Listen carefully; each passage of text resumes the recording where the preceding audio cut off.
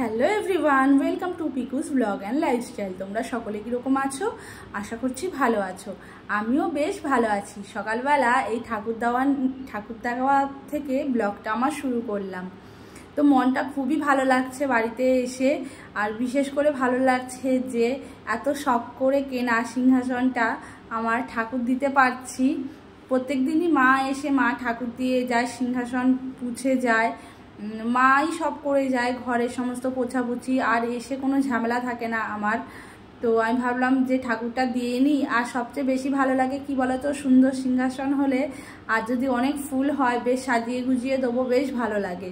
আর মাদের বাড়িতে মাদের গন্ধরাজ গাছটাতে এত ফুল হয়েছে, মা প্রত্যেক দিনই দিয়ে যায় ফুল, মা নিজের হাতে দিয়ে যায়। আজকে যেহেতু আমি রয়েছি, মা বলছে তুই নিজের হাতে ঠাকুরকে ফুলগুলো সব দে, আর ঠাকুরের বাসন টাসন সব মাজাই রয়েছে। আর এর মধ্যে মেয়েও ঘুম থেকে উঠে গেছে। দেখো, মেয়ে বাড়িতে আসলে মেয়ের বায়না শেষ হয় না, যত বায়না দিদুনকে। আর বেশি করে বায়না করছে জানো তো, মাকে দেখেছে, মা এসেছে, মাকে দেখে বায়নাটা করছে। এখানে এসে তাড়াতাড়ি ঘুম থেকে উঠে গেছে ও, মানে ওর পাপা এখানে এসে আরও বরঞ্চ দেরি করে ঘুম থেকে উঠছে, বলছে দূর বাড়িতে এসেছি, এখন রিল্যাক্স পুরো ঘুমাবো। আর এদিকে দেখো, মা বেলের শরবত করে নিয়ে এসেছে। মা বলছে তাড়াতাড়ি করে ঠাকুরটা দিয়ে বেলের শরবতটা খেয়ে নে। মা বেল এনে রেখেছিল দু তিনটে, তার দু তিনটের মধ্যে মনে হয় দুটোই পচে গেছে, আর একটা রয়েছে। মা আসলে আমরা আসবো বলেই এনেছিল। তারপরে ভাবছে যদি আমরা আসি শনিবারে, মানে রাত্রেবেলা যদি শনিবারে ট্রেনে উঠি, রোববার পৌঁছাবো, মা ওই ভেবেই বেলগুলো না রেখে দিয়েছে। মা বলছে ওই করেই আমার বেল দুটো পচে গেল। তা আমার তো স্নান হয়েই গেছে, তোমরা দেখলে, ঠাকুর দিয়ে নিলাম। এবার মা বললো যে তাড়াতাড়ি করে, ফোন করেছিল, মা বললো রান্না হয়ে গেছে, তাড়াতাড়ি করে খেতে চলে আয়। আমি মাথাটাও আঁচড়াতে পারিনি। আর কি বলতো, যেহেতু 10টা বাজে, সব জায়গায় মানে পাড়াতে সব বাচ্চা কাচ্চা সব রং খেলতে শুরু করে দিয়েছে, তার জন্য আমি আর না মাথা হাতা কিছুই আঁচড়াইনি, ওইভাবেই মাদের বাড়িতে ছুটেছি। আর খিদেও পেয়ে গেছিলো। বাড়িতে থাকলে না একটু বেশিই খিদে পায়, টাইমে খাই খাবার, তবুও খিদে পায়। আর এদিকে দেখো, মেয়ে খুবই বায়না ধরেছে যে ও এবছর হোলি খেলবে। ওর 5 বছর হলো, ও এই 5 বছরের মধ্যে কোনো বছরই হোলি খেলেনি, এবছরই ওর ফার্স্ট হোলি খেলা। তা ওর এত ঠান্ডা লাগে, তোমাদেরকে তো বলি যে ওর এত জ্বর সর্দি কাশি হয়, ওই জন্য না ওকে রং মাখতে দিতেও ভয় লাগে। তা ও এত বায়না করছে, ওর পাপা তো কিছুতেই রাজি হচ্ছে না। তবে মা রাজি করালো, মা আর আমি মিলে রাজি করিয়ে মা আবিরের প্যাকেট আর একটা পিচকারি নিয়ে আসলো, নিয়ে এসে তারপরে ওকে দিল। আর এইদিকে দেখো এসেছে, এটা বান্ধবী বলতে পারো, আসলে এক পাড়ার মধ্যে আগে মুখ চেনা ছিল, কিন্তু কথা বলা কোনোদিনই হয়নি। এক পাড়ার মধ্যেই একসাথেই আমরা সব মাধ্যমিক দিয়েছি, ও ইংলিশ মিডিয়ামে, আমরা বাংলা মিডিয়ামে। তো ও আবির সবাইকে দিচ্ছিল, আমরাও ছিলাম এখানটা, আমাদেরও দেখে আমাদেরকেও দিতে আসলো। তা আমি আবার ওকে বললাম আমি কিন্তু ভিডিও করছি, তা বললে হ্যাঁ কোনো ব্যাপার না। আর এদিকে তো মেয়ে খুবই এক্সাইটেড, ও খেলবে, আবির খেলবে, রং খেলবে, ওর খুবই মজা লাগছে। কিন্তু ও যেন কি হচ্ছে, গাড়ি চলে যাচ্ছে, লোক চলে যাচ্ছে, কারোর গায়ে দিতে পারছে না। আসলে ও ভয় পাচ্ছে, যদি বকে মারে ওই ভয়টা পাচ্ছে। অনেকে যেমন বাচ্চা কাচ্চা যেমন চট করে লোকের গায়ে দিয়ে দিচ্ছে, ও সেটা পাচ্ছে না। আর ওর খুবই ইচ্ছে ছিল ও রং খেলবে। আগের বছরও আমি পিচকারি কিনে দিয়েছিলাম, রং গুলে দিয়েছিলাম, কিন্তু ও খেলেনি। আগের বছর যেহেতু মালদায় ছিল, ও খেলেনি। এবছরটা মাই বরঞ্চ রাজি করালো। কোনো বছরই না, ছোট থেকে এত বড় হয়েছি, মা কোনোদিন আমাদেরকে এরকম খেলতে দেয়নি। কি হতো জানো তো, রং কিনে আনতো আমার, মানে এক পিসি ছিল, পিসি কাকা, নিজের না।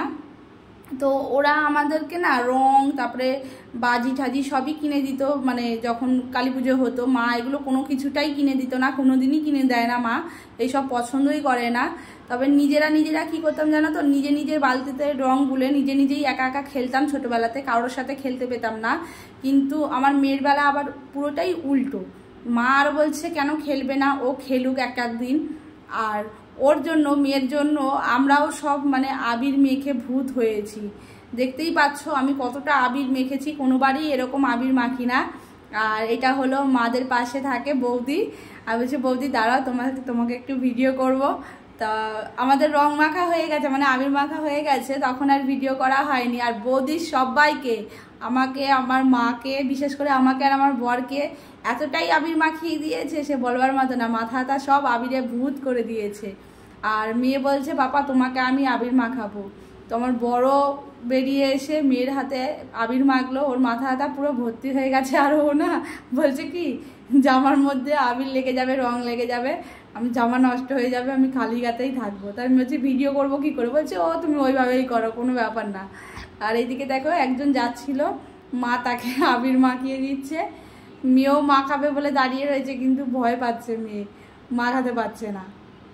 তো মেয়ে তো খুবই আনন্দ করছে আর মারও খুব আনন্দ হচ্ছে। আমার মাকে এই প্রথম দেখলাম যে এত আবির মেখেছে, আমার মার একটুও রাগ হচ্ছে না। তাই মাকে বললাম মা তোমার রাগ হচ্ছে না, এত আবির মাখছো?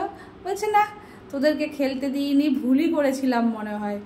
তো আমাদের তো এই সমস্ত মানে কোনো রকম ছিলই না, আবির টাবির মাখা, রং টং মাখা মা একদমই পছন্দ করতো না এই সমস্ত। আর আমাদেরকে না কোনো বাইরের জিনিস খেতেও দিত না, মা এতটাই রাগী ছিল। কিন্তু এখন তার উল্টোটা হয়েছে, মেয়ে যা বলবে দোকান থেকে, মানে মেয়ে একবার শুধু মুখ থেকে সে খেতে পারুক না পারুক, মা এনে একদম হাজির করে দেবে। আর মা সন্ধেবেলা তারপরে রং টং খেলে না বাড়িতে চলে এসেছিলাম খাওয়া দাওয়া করে, মা তারপরে চা নিয়ে এসেছে আমাদের জন্য। আসলে কি হয়েছে জানো তো, আমাদের না যেহেতু আমরা থাকি না, আমাদের সিলিন্ডারটা অনেক দিন ধরে 1 বছরের ওপরে সিলিন্ডারটা ছিল, তার জন্য মা বলছে সিলিন্ডার আর ভরবই না, যখন আসবি তোরা থাকবি 1 মাস মতো তখন আমি ভরে রাখবো, এখন আমি ভরবো না, থাক ওরকমভাবে, শুধু তো একটু চা খাবি, ওই চা আমি ঘর থেকে এনে দেবো এখানে। তা আমি বললাম ঠিক আছে আর ভরতে হবে না। আর এদিকে দেখো মা মেয়ের সাথে খেলা করছে। আসলে মারও সময় কাটে না, মেয়ে থাকে না বলে, আগে যেমন মার সময় কেটে যেত মেয়ের সাথে। দেখছো কীরকম করছে, আর ও বেশি ভাও নিচ্ছে। এই দেখছো মার সাথে খেলছে, আবার মাদের বাড়িতে গিয়ে বাবার সাথে আবার কিছুক্ষণ খেলবে। তোমরা তো দেখতেই পেলে যে মার সাথে মেয়ে খেলা করছে, মারও মনটা ভালো লাগছে মেয়ে খেলা করতে, আর মেয়েরও ভালো লাগছে।